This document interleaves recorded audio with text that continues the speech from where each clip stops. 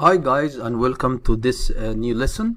In this lesson we actually continuing what we have learned in the previous lesson about customized searches and threat hunting, but I wanted to allocate a specific lesson for the AQL queries because it's very important capability in the QRadar.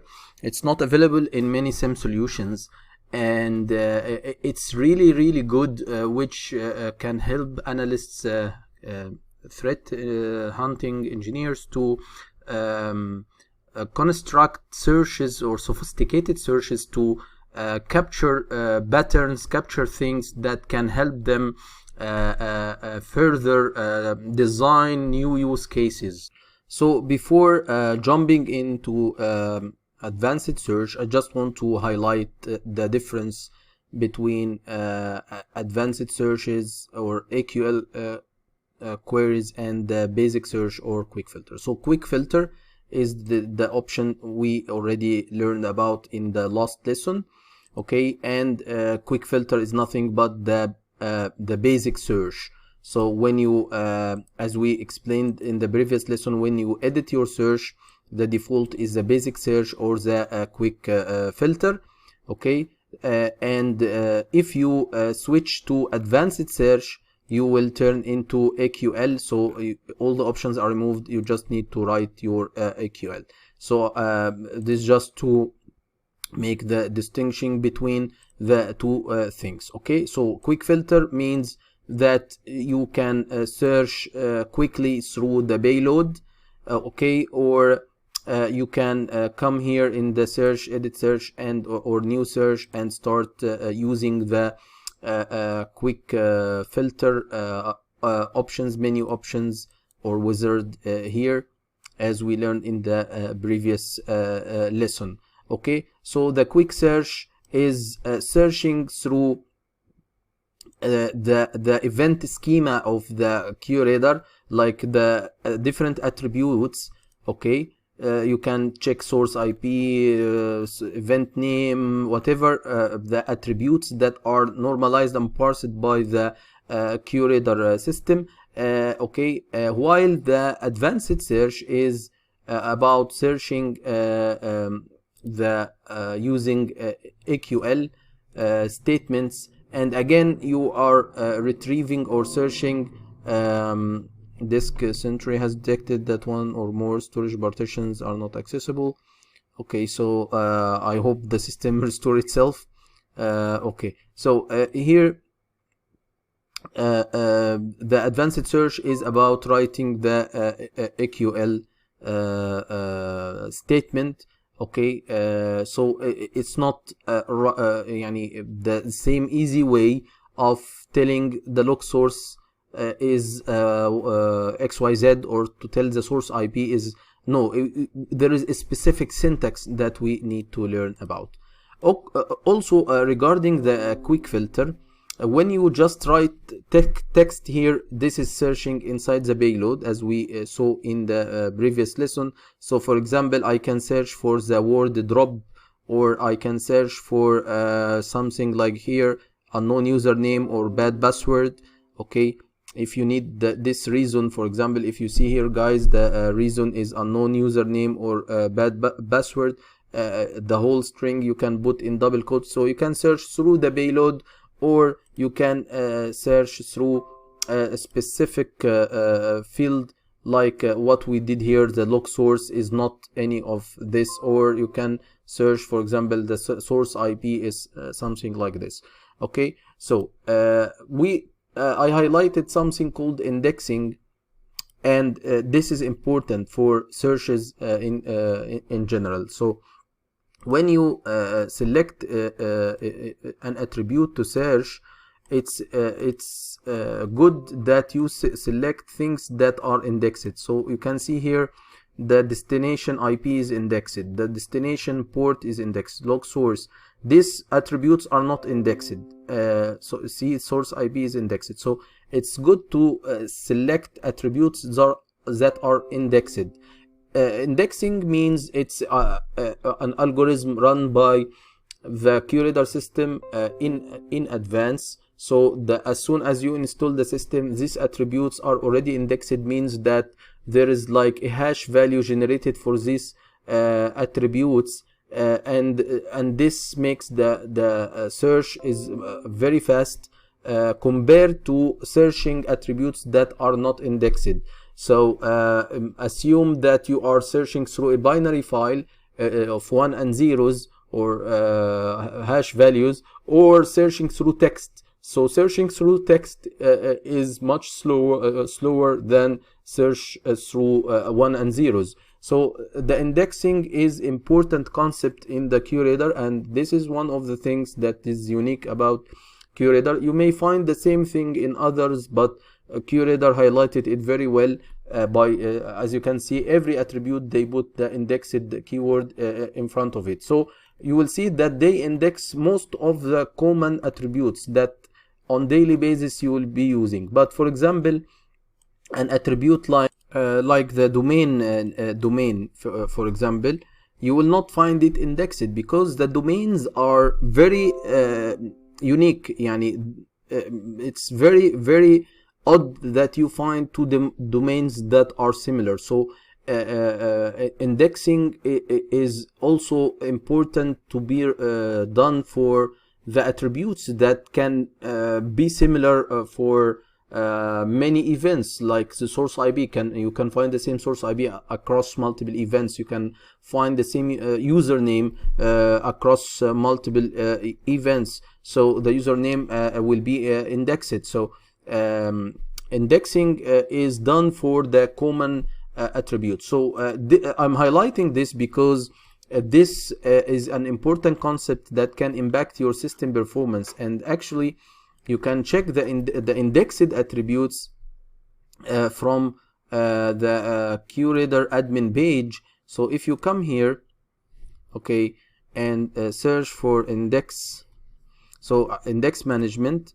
if you open here, you will see all the attributes that are indexed, and it's noted by this green circle. So if you just press the indexed column to just get an idea about which attributes are indexed. So only you can see out of all this, you can see a lot of attributes in the system, lot of attributes, including custom attributes, as we will learn about in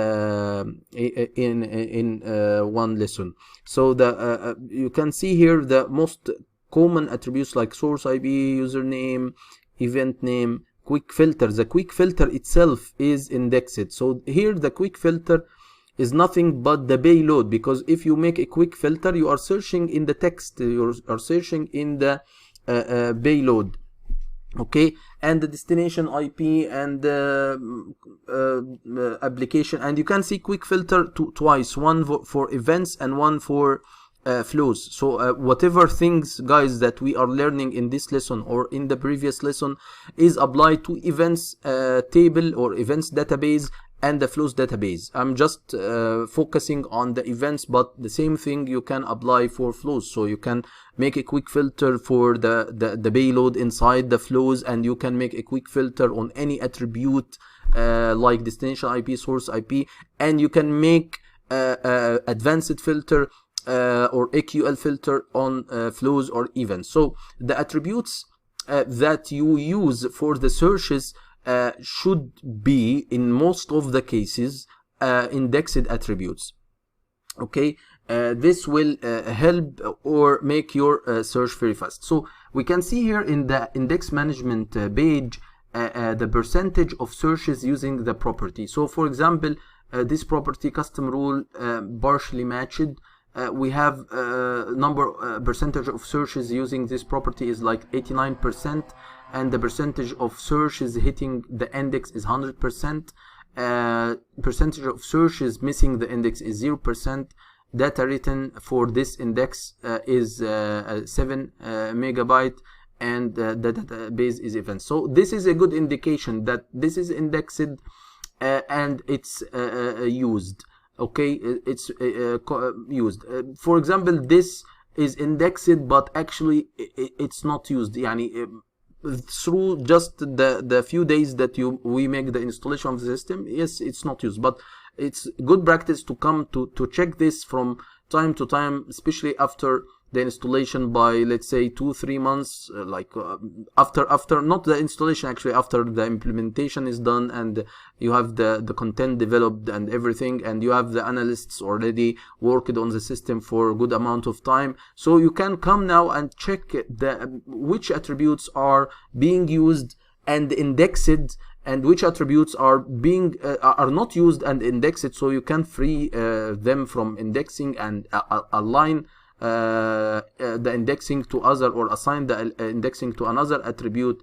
For example, we can check by the non-indexing, or let's say the percentage of searches using property. So I will come here and check the things that are not indexed. So the domain is being searched a lot, but actually it's not indexed, and that's why 0%. It's normal to see 0% for this hitting the index, because there is no index in the first place. Here again the domain is coming, identity, host name, but it's not used. So we are good here, except for an attribute like the domain or the event processor, the domain for the events, or the domain for the flows. Actually, the domain for the flows is not used so much. It's less than 1%. So I'm worried about these two, since they are used too much for search inside searches, but they are not indexed. So it's good practice that you come and index them, so you can enable the index for them, okay, and save. This will make your search much faster. Okay, so returning back to the concept of indexing, now we got the idea why some attributes have the word indexed and others are not. Okay, so domain, before we did the change, was not indexed. I think after we refresh here, we come to the edit search again, and then we try here the domain. Now it becomes indexed. So don't use indexing too much. I just gave you the idea about checking the index management and see which attributes are being searched a lot, so these attributes are qualified to be indexed, and those attributes on the other side that are indexed but are not used, you can free the indexing for them if they are let's say taking too much disk space or so. Okay, so back to the concept of indexing. Actually, the indexing is, as we saw here, it's like a cache for the scene attributes, and it's indexed or have a hash value, so the search is fast. So we saw here that it occupies some disk space, like here we can see 8 megabyte, 6 megabyte. So how long this index are retained in the system, including the quick filter, because as we just learned, the quick filter is nothing but the payload. So the payload indexing and the other attributes in the indexing are written. You see here the quick filter for payload indexing is very huge. It's like 200 megabytes. So how long this index are maintained in the system? So if you check the system settings, okay, and then you go to the database settings, you can see here the the payload index retention. It's 30 days. Okay, so this means like this 200 megabyte that we saw for the quick filter, for example, for the quick filter 198, and for the flow it's 1 megabyte only. So this means this data is a cache for the last 30 days. Okay, you can actually enhance your system performance by and this is the recommended, that you can make this sorry, not from here, from the payload from the system settings, as we said in the database settings, to make it like less than that, like 3 days will be good.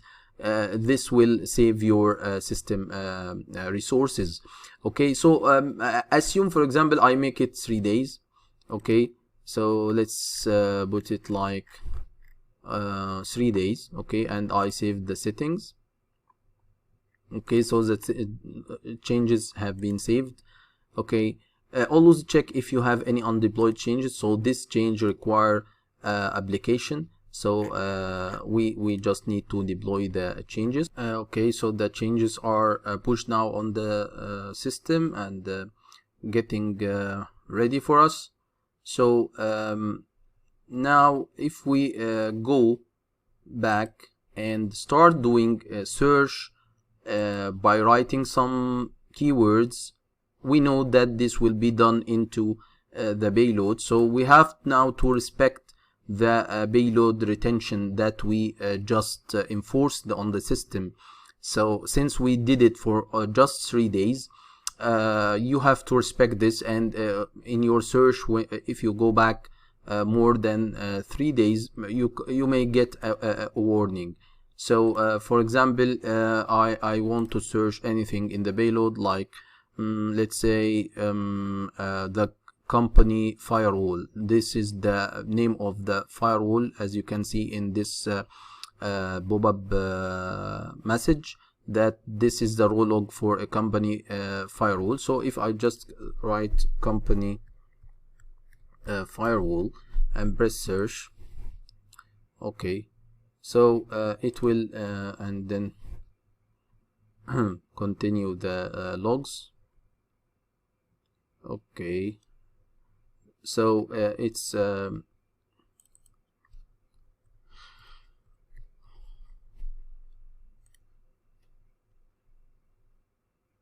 as you can see, it's case sensitive, so that's why it was not showing up at the beginning. Okay, so it's showing the results in real time, as you can see. Okay, however, returning back, sorry, to the system settings, in the database settings, we have enforced the payload index retention now to 3 days. So you have to respect that. Real time is okay. If we ask for last 3 days, so last 3 hours, it's okay as well. It will give you the whatever the company firewall logs seen in the last 3 days. Okay, you can see here the results. Okay, in progress, 0% complete. So it's loading the results, as you can see. It's popping up. Yeah, okay, so anything with company firewall is showing up for us. Okay, however, if you try to go beyond the 3 days, like last 7 days, okay,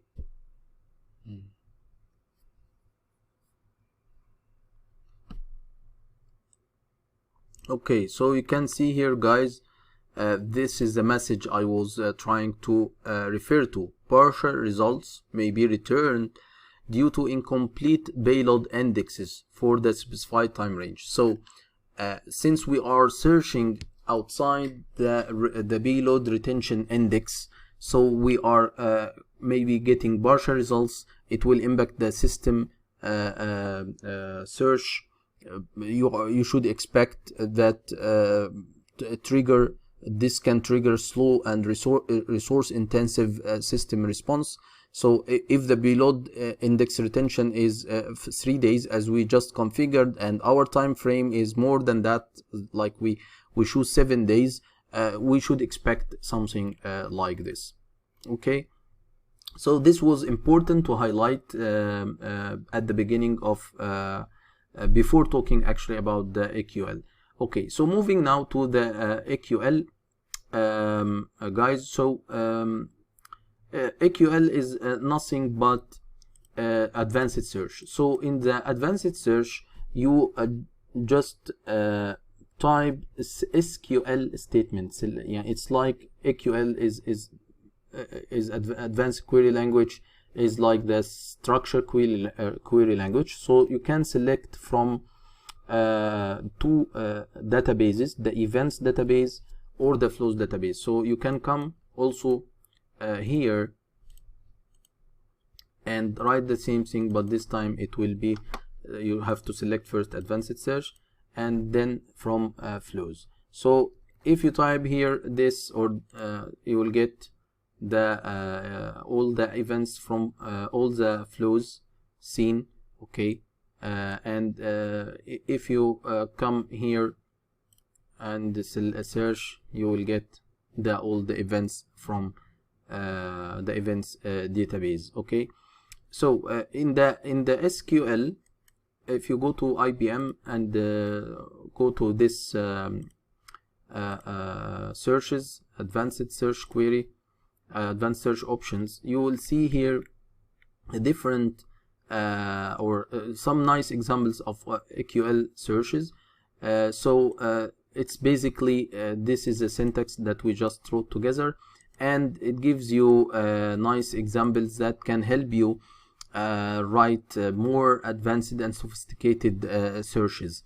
So the SQL is much flexible than the basic search or the quick filters, and it allows you to construct more advanced things. So for example here, select and run a function call in selected clause. So you can also run functions. So these are a function which can return the category name. So actually the category attribute in the event schema is just giving IDs like 1, 0 or something like this. But if you need to convert this to a name, a human readable name, you put this function.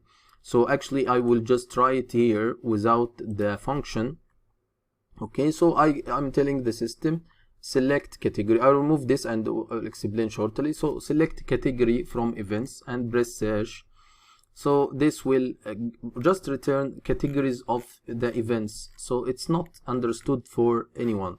But if you put the function like this, okay, select category name, category from events, and we can also put the category itself. So I need the mapping like the category and the category, but this time I'm applying the category name and press search. So this time it will give you the every category seen in the events along with the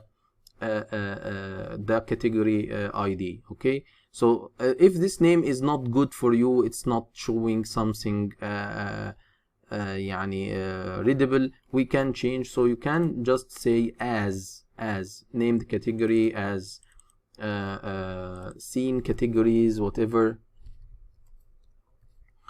You can select the name that suits your needs. Okay, so you can see here how good is the SQL, and actually the syntax for the SQL is select and then from, and then you can see group by if you want to group by something. If you want to make a condition, so you have the where clause, and also you can use attributes like I like, which is doing searching for a partial text inside some string. Okay, or use the attribute like, but the difference is this is case insensitive while this is case sensitive. You can use having. The having is used with the group by. So if you are doing some group by, if you are using the group by clause to group the results by one or more columns, you can also use the having, which allows you to make a condition after the group by clause. So for example, to saying the having magnitude greater than 3. So having is like the condition for the group by. The where is a clause you are using for the events in general without close by. So you can use where and then group by and then having. So let's take it one by one. So for example, here I can select the source. Here I'm selecting the source IP, I'm selecting the magnitude and apply a function called sum, and I don't just need this. If we remove this one, as we explained from a while, it will display the column name as sum magnitude from events and then group by source IP. If we apply this, as we just mentioned, it will come sum underscore magnitude. So I will put here as magnitude sum or any name. So search, now it will change to magnitude sum. So here I'm just displaying the source IP and the magnitude summation of the events seen from that source IP where I am using group by. So I will not be able to make this submission unless I have the group by. If you remove this one, this will not give you you are not grouping by the source IP. So that's why you are getting first source IP seen. As you can see here, the first source IP, I'm just giving the magnitude sum of it. But while if you make it group by source IP, this will give you a different result. Okay, this will actually apply for all source IPs. Okay, so group by source IP is important if you want to get the results bare IP. Okay, so the having is where you can put a condition. So for example, having the magnitude sum, just the name magnitude sum, or again you can write sum magnitude, any of this. You can write magnitude sum greater than, let's say 10. I'm concerned about this. So you applying, so now you will see only, you will no longer see the 4 if you remember. So or you can make it using the same name, mag sum, okay, greater than 10. So same result. So if you make it 2, the results for the 4 will come. If you remember, there was 4 here, yeah. So the having is only coming with group by.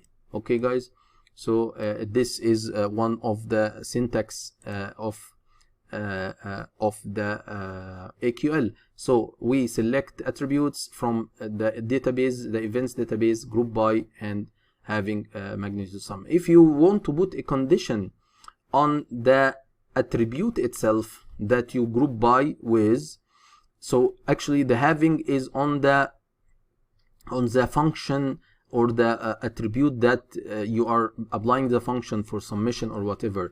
But if you want to apply something for the source IP, you can put it in the where. So you can say where source IP. The nice thing, if you press enter, it continue for you. Equal, for example, let's say we'll take the first IP, this Japanese IP 116.40.244.33. So you put it in between single quote and you press search. So here the where condition filters the results to only this IP. So now you just focused your search on this IP. I need the grouping of the events by this IP, and the condition should return results only if the summation of the magnitudes are greater than 2. So if we put here, it's as you can see, the summation is 8. If it's greater than 10, so this shouldn't return anything. So if you want to filter on the attribute that you are grouping by it, so you can or any other attribute, actually here you just use the where. While if you want to filter on the attribute that has a function applied to it, like the sum or the count or so based on this grouping, so you have to use the having clause of the AQL. Okay, other things exist also, like the other keywords for the AQL, that like the order by. So you can, so I will remove this one. Okay, where? Okay, so if you want to order by the magnitude, for example, so you get the results and you have ordering it by so this is ordering in by default in ascending order, or you can tell it to order by descending order. See, like this. So you have the magnitude sum, the highest at the bottom. So as you can see, the graph started to show up as soon as we put the order by. So the graphs will not show if we remove the order by. So the graphs is not configured. So you need to tell the graph which column to use, like the magnitude sum or things to understand. So when you actually make order by, now by default the system understand that this is the column that you want to graph around. So order by the magnitude sum, and you said descending as we did, so the graphs have been established for you. Okay, so if we return back to the advanced searches, we saw this example and we understand that we can group by something, we can use the order by, we also can use some operators like the I like. So for example, this one is searching actually through the log sources, so it's returning for you the log source name. It's the same concept. You have a log source ID, so you apply this function to get the log source name, and from events where the CRE event list actually represents the rule names, the rules in your environment. So you apply this function rule name to get the name, and then apply the I like. It's case insensitive, so you are searching for any rule with the name suspicious. Okay, so so we can see here, this is the log sources that have a rule name, has a rule with the word suspicious. So you can actually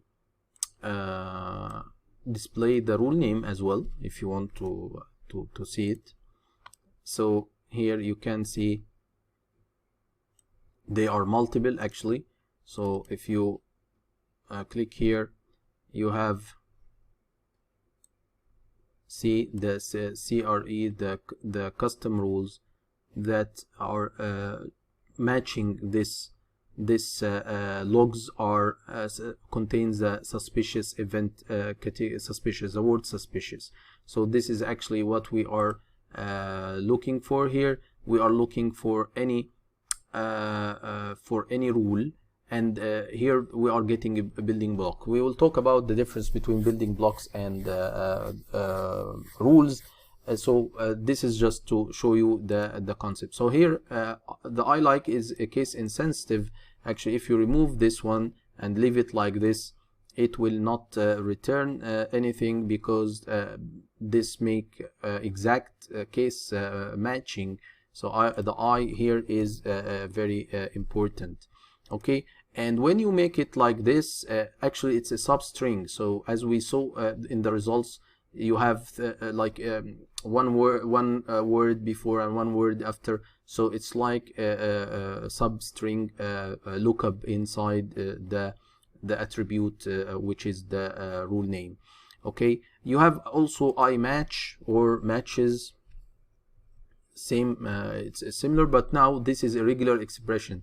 So you will not write this percentage, so you put like the dot asterisk, where the dot is any single character, asterisk is for 1 or 0 or many, and also you can put after, and it should give you the same results.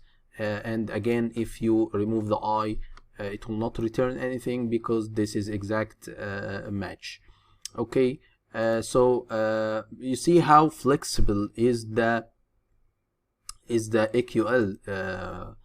The sky is the limit. You can make a lot of queries to hunt and to find patterns of interest.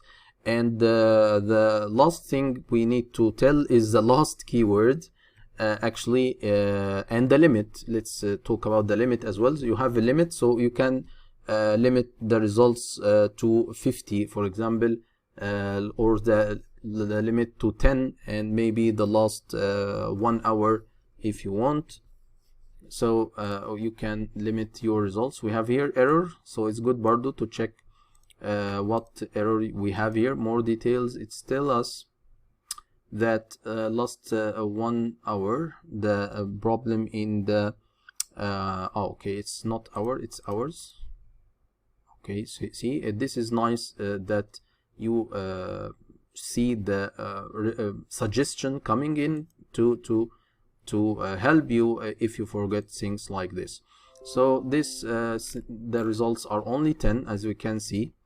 Okay, if we remove this limit, and you notice maybe you have pages of results. If you check here, guys, so you may have pages of results. See, like 311 pages. So I'm not interested in all of this. I just am interested in the limit of 10 results. And also you can be interested in the if you have a grouping by and order by, or group by, and some criteria applied for the things like the count or something. So for example, if we are grouping by, so actually we need to come after the whole where clause, okay, and start writing the group by. So actually this where the rule name matches this suspicious regular expression, so we can start adding here the group by. So we can group by the log source ID. Okay, so log source ID, we can group by it, and then we can order by the log source ID count. So we need to calculate the count. And before adding the order by, I want to show you something, guys. So if we make the group by, it will give you error because you cannot use the asterisk field with the group by. So here, if you noticed, we were extracting these two attributes along all the others. That's why you are getting here many columns, all the columns. Okay, so we cannot group by and have the asterisk together. This is a limitation, so you need to remove this. So if you make this with group by, now you are getting things grouped by, but we need some count or something to order by. So you can come here and also make count, another function for the log source ID. Okay, as you notice, when I press enter, it just continue for me, and you can name it as log source count. Okay, and this as well, we can name it as log source name. This, no need for it. We already inspected and noticed that these are the rules or building blocks that has the word suspicious for this log sources. So let's remove it for now to improve the search. Okay, and here group by log source ID, I can make also order by the log source, this one, the log source count. So I'll put it here, and then I'm ready to make the search. So you can see now the log source name and the log source count in ascending order. This is default, so we can add here descending. So if we go here after the log source count, you can put descending. Now it will come the other way around from top to bottom. Okay, and you can see the graphs coming. So the AQL is very rich, very flexible. We can save this criteria as well, so we can name it as usual HMT, and then we can tell log sources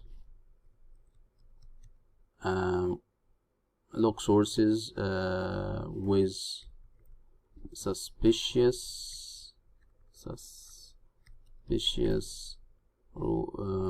rule match.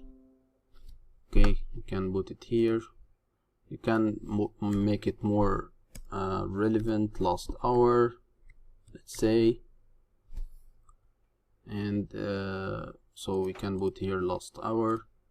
You can include, share with everyone.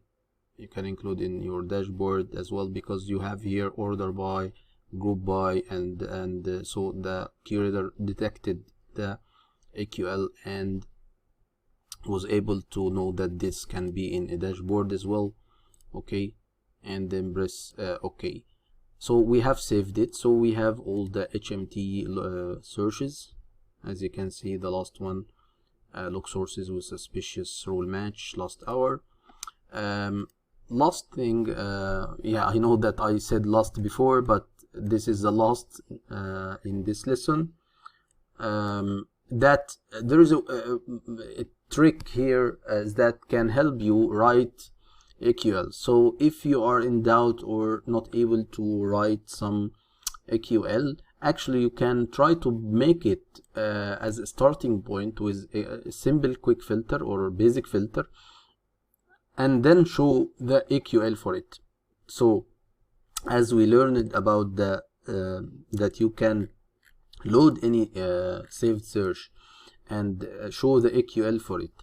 So for example, this HMT that we just created, okay, this one, if we show the AQL for it, this is the AQL that we wrote.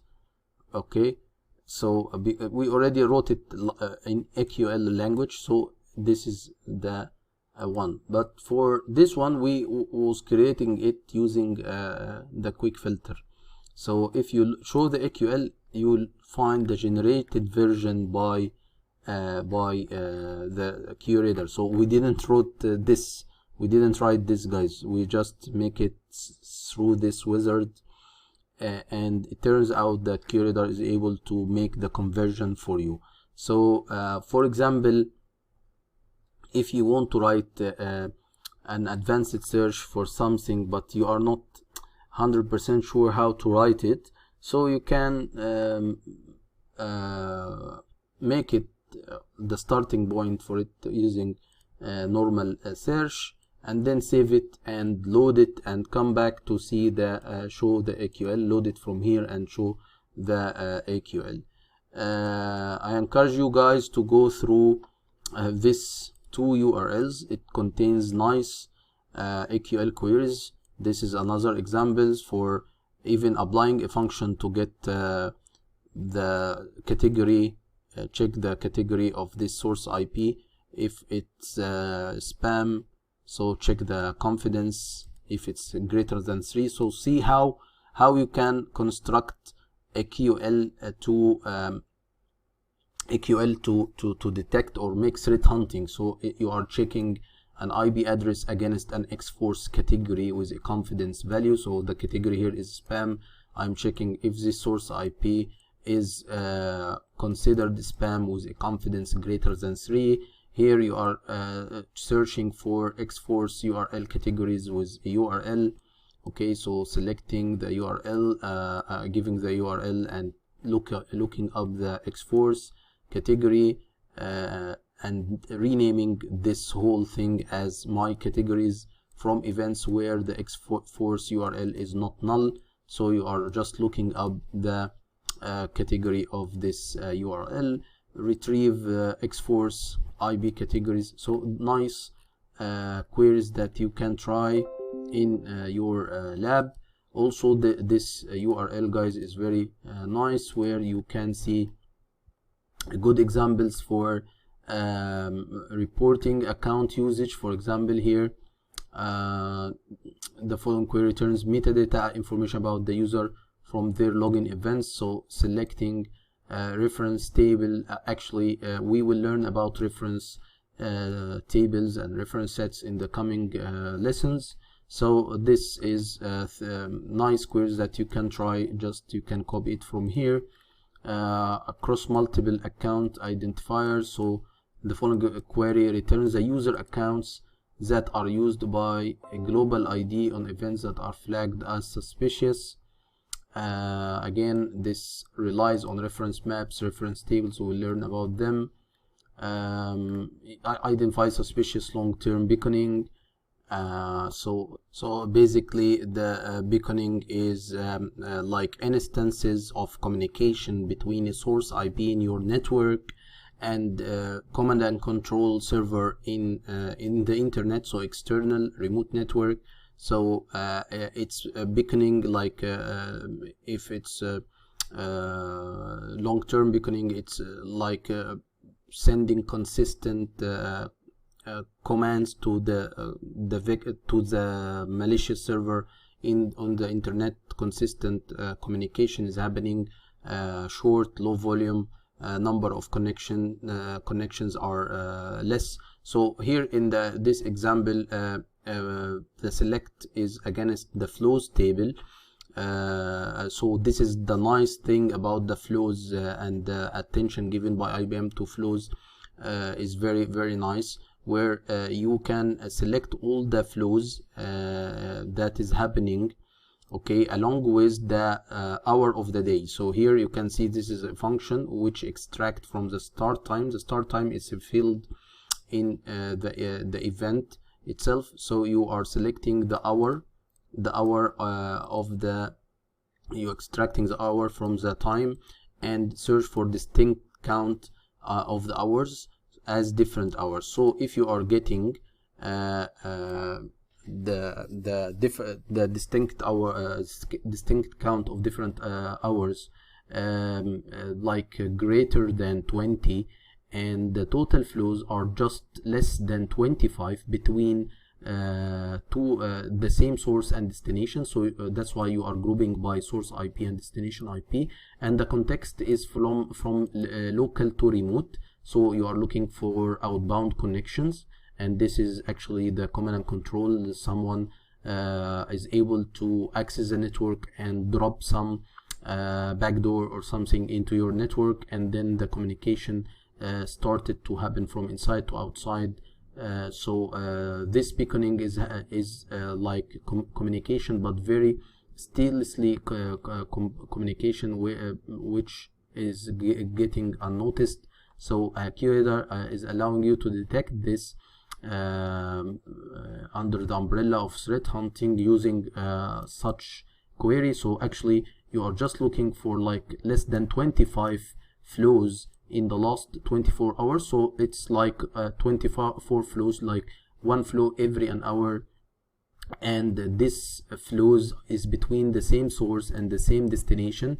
And having, as we explained, having is a condition applied for the group by, so the different hours are greater than 20. So like every hour, this means like almost every hour there is a communication between the source and the destination, and the number of flows is very less. So like every hour you have a communication where the victim or the infected machine in your network is sending some response to the commands invoked by the attacker. Same thing you can see here for daily beaconing. So the difference now, will not be hour, it will be days. Okay, so the same thing, and the counts will be different, because now we are looking for not the last 24 hours, the last 7 days. So we are checking the total flows less than 14, so like 2 flows per day, and the different days, this time it's days, so the different days is greater than 4. So it's like every day you have 2 flows, at least 1 flow is used for the beaconing. So over 4 days at least, you are getting the number of beaconings happening, and also other examples where there is time lapse between the beacons that is short, so it's calculating the average hour of day multiplied by hour of day minus average hour of day to the power of 2 as variance. So it's very, very flexible to extend that we cannot put a limit for. So I assume that from my experience that this is one of the very powerful capabilities in QRadar. I never seen this in ArcSight or in 40 SIEM. So it's very nice, opening the horizon for innovation in finding or hunting. This is a true hunting in QRadar actually. Asset intelligence, network lookup, rule lookup, everything. And you can see here that you can also make something equivalent to the quick filter. So as we learned about the quick filter, it's actually a full text search inside the payload. So the same thing you can achieve using the advanced search or the SQL, the AQL from events where text search. So you type like this. So we can try this, guys. Here, if we return to the log activity, make sure to select advanced search. If you select quick filter and write, it will not return anything. It should be advanced search, and you press search, so you will get anything that is matching the firewall as in the payload. So we can put something, I think it's available in the logs. Okay, press search, so we can see here logs coming drop in the payload. So as you can see, guys, the AQL is very powerful and can help you construct sophisticated searches to make your hunting, and to after you find the AQL that captures some interesting pattern, you can convert it into a rule, and we will learn about rules and the possibility to use AQL inside rules. However, the AQL used inside rules will not be complete like this. It will be just the where section of the AQL. So the idea of AQL is to find patterns, and then you study these patterns and then try to make rules for it. But the AQL itself is not about taking it and put it as a rule. As I told you, we'll learn about this in the rule section, how to utilize AQL as well. So we set now the foundation. Even we didn't talk about rules on building blocks, how to do them, but at least after you ingested your logs into the system, now you can deal with the system, you can deal with the logs, verify the logs, and see the different logs you have, and establish some searches and turn them into dashboards, and we understand the AQL and the flexibility of it. So thank you guys for watching, and see you in the next lesson.